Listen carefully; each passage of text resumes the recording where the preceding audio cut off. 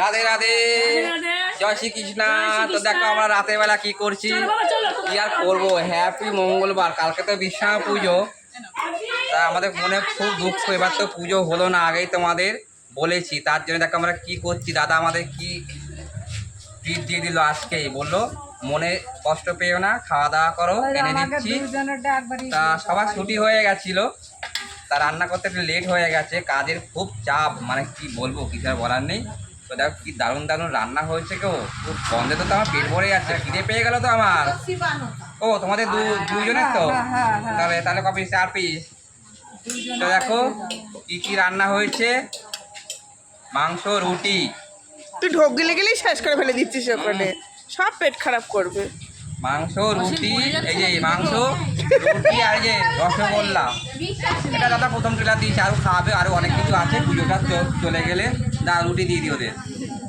1 2 3 4 5 6 7 8।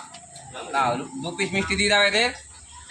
হ্যাঁ একসাথে দিয়ে দিচ্ছি। তোমরা ভেবো না আমরা বিনা নেমন্তন্নে এসেছি, দাদা আমাদেরকে নেমন্তন্ন করেছে, তারপরেই এসেছি ফোনে।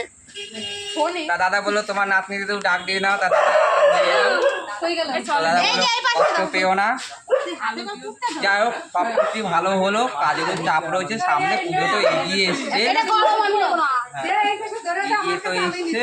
কিন্তু মেন কথা হচ্ছে একটু বিশ্রাম পাইনি, শরীর খারাপ নিয়ে যে এক নাগারে করে যাচ্ছি। তো দেখো আগে খাবার দেখেছিস তো?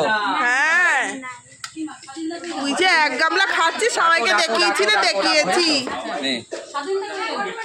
তাহলে চললাম বন্ধুরা, সুস্থ থাকো, সবাই আনন্দ করো। আমাদের ফুলটুসি চলে এসছে, সবাই টিফিন পার্টি দিয়ে সব বাড়ি চলে যাচ্ছে। অনেক এনজয় করা ছিল, কিন্তু কোনো এনজয় করতে পারলাম না, রাত হয়ে গেছে, আরো প্রোগ্রাম ছিল।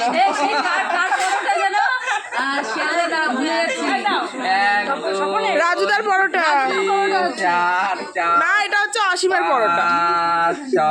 এনে সাদা দিয়ে দিলাম। হ্যাঁ এই চলো, ওকে দুটো মিষ্টি দিয়ে দে, ইসেকে দে। এই যে